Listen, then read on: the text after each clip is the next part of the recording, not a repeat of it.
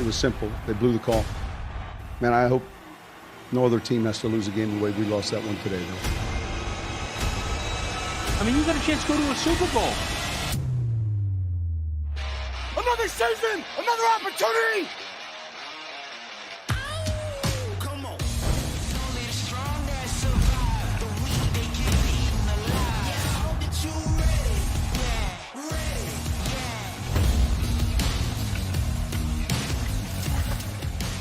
The Rams would like to get this win without any non-call debates this time. Both teams are considered among the NFC favorites and are looking to remain unbeaten.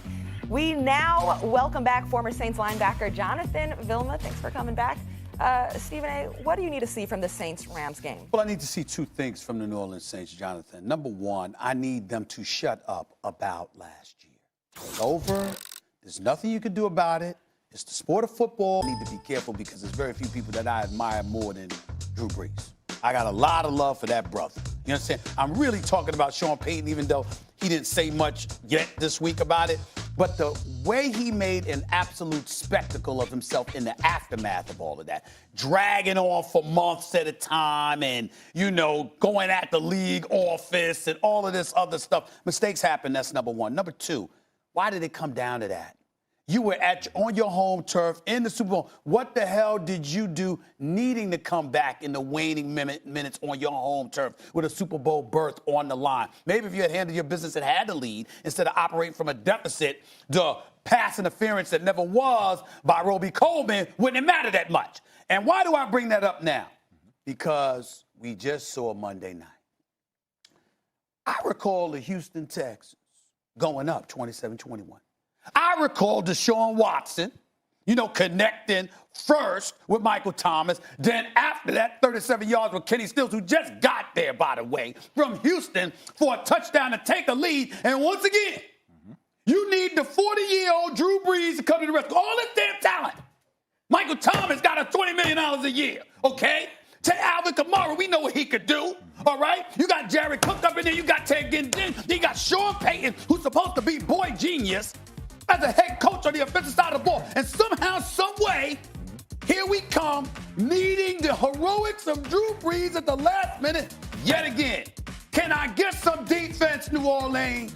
Can I get somebody to put the clamps on an opposing offense so we're not looking at the 40-year-old Drew Brees who's been looking to retire for the last couple of years? Or he just wants the Super Bowl. If Drew Brees had a Super Bowl last year, he wouldn't be here right now, I believe. If he had a Super Bowl 2 years ago, he wouldn't be here right now, I believe. I think he would have been done. He's playing because he wants another chip and he knows he has a shot. And damn it, Sean Payton and his defense continue to lean on his senior citizen self in football ballers to come to the rescue. Go ahead, Jonathan. No, it's Max's turn.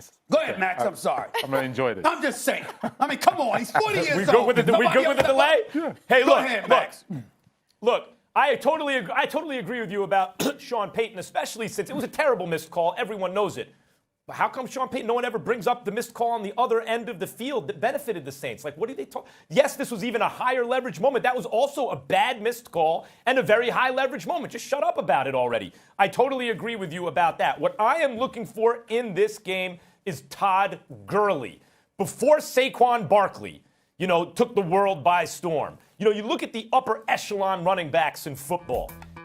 Gurley, Ezekiel Elliott, and because Elliott was in a better situation, he was oftentimes compared favorably to Todd Gurley earlier in their careers, a couple years ago. You can look at McCaffrey, you can look at Kamara, all these guys. To my mind, when everyone's perfectly healthy, there's Saquon and then there's Gurley. Like, if there was no Saquon Barkley, I'd be like, Gurley is really the best overall guy. Guys, Gurley hasn't looked the same now in a minute. And I know they're trying to manage his workload and all those things, and whether they say it's because of the present or into the future because they have him locked up long term to with a big guaranteed money.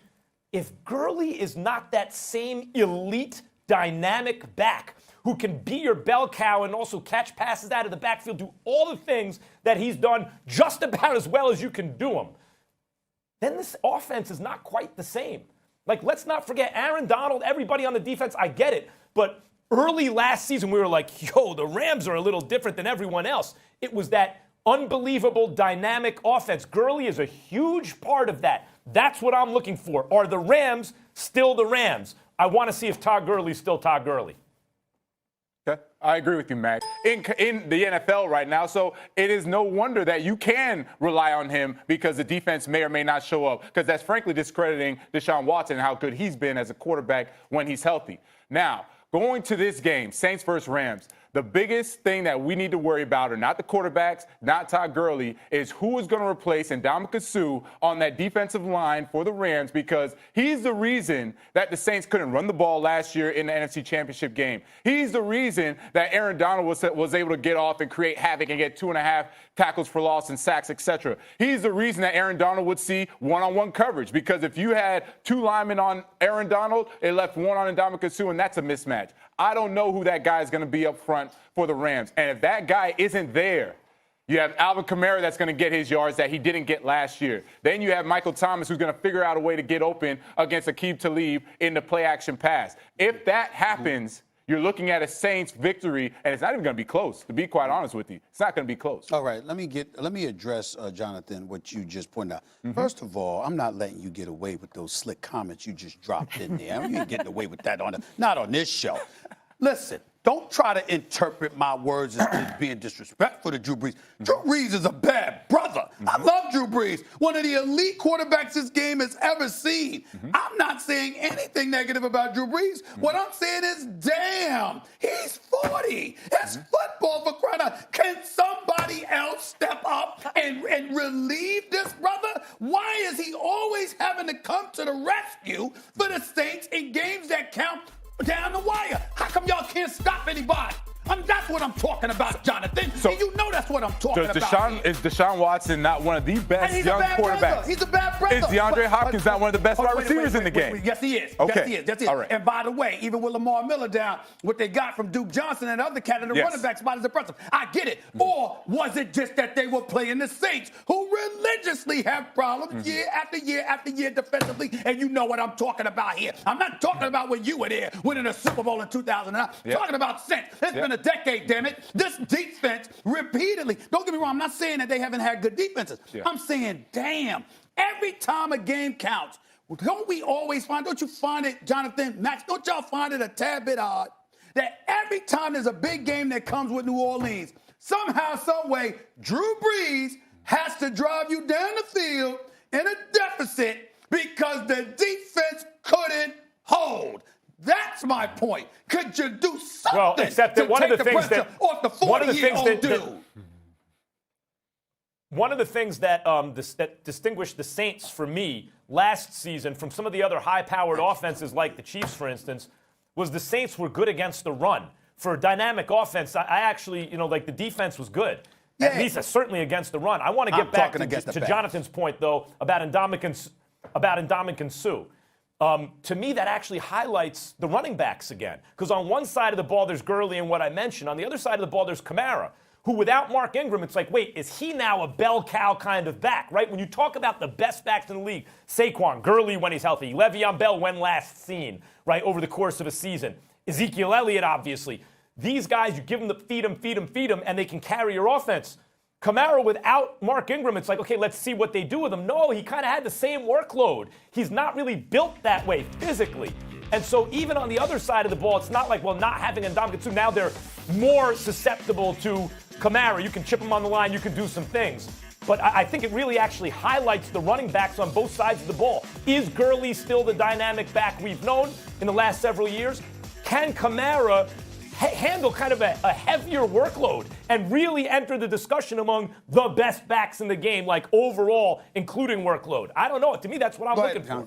Answer it, man. Well, you have Latavius Murray that's going to help out with the workload for Alvin Kamara. So Alvin Kamara has always been phenomenal at getting about 10 to 15 touches at the running back position, and then 10 to 15 touches as a receiver coming out of the backfield or lining up in the slot, whatever you want to call it. Latavius Murray is now the new Mark Ingram. Is he as good as Mark Ingram? To be determined. We'll see how the stats play out, but that's the guy that's going to handle being that quote-unquote bell cow or avoiding Alvin Kamara being the bell cow. And now talking about the defense for the Saints, how they keep giving it up.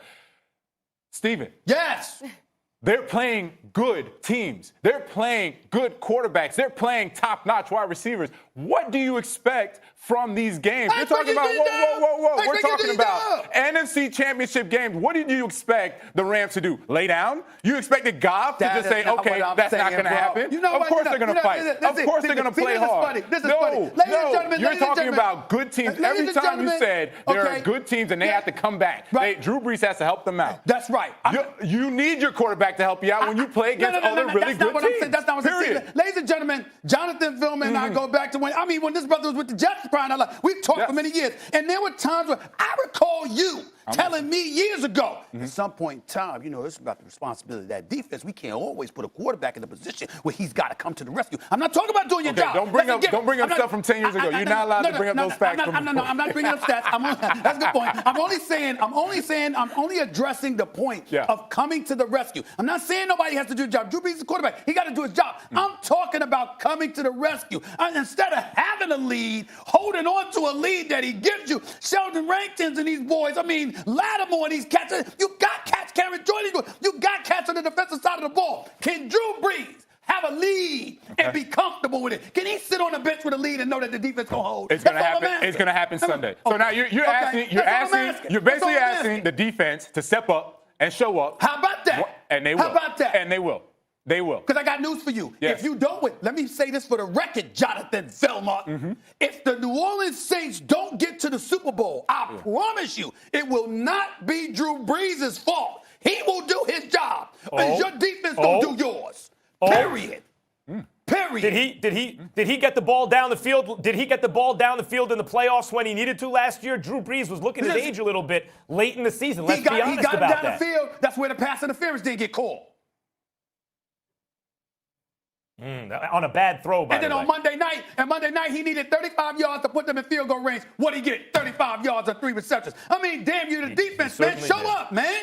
Stop putting Drew Brees in the hole. He's 40. We will see Sunday. He's 40, Jonathan. We'll see Sunday. He's 40. You're calling out the defense. That's fine. They need to stop being cruel. They're grown men, they can handle it. Respect that. They like that. All right, we'll guys. see. Look out for your elders. We'll see He's Sunday. 40. And stop calling him elder. He's 40. Ooh, let him know. He can play. Tell him about your Football, quarterback. he's 40. All right, Jonathan Vilma, you have been an amazing addition to the show today. Thank you so much. And I know he's great. Stop acting like I'm not You got saying he's Stephen A. great. all riled up. All right, our friend Tim Tebow joins the show. Find out who he thinks is the best quarterback in all of college football. Don't go anywhere. He's 40. He's 40. Still Get doing a it. brother a break.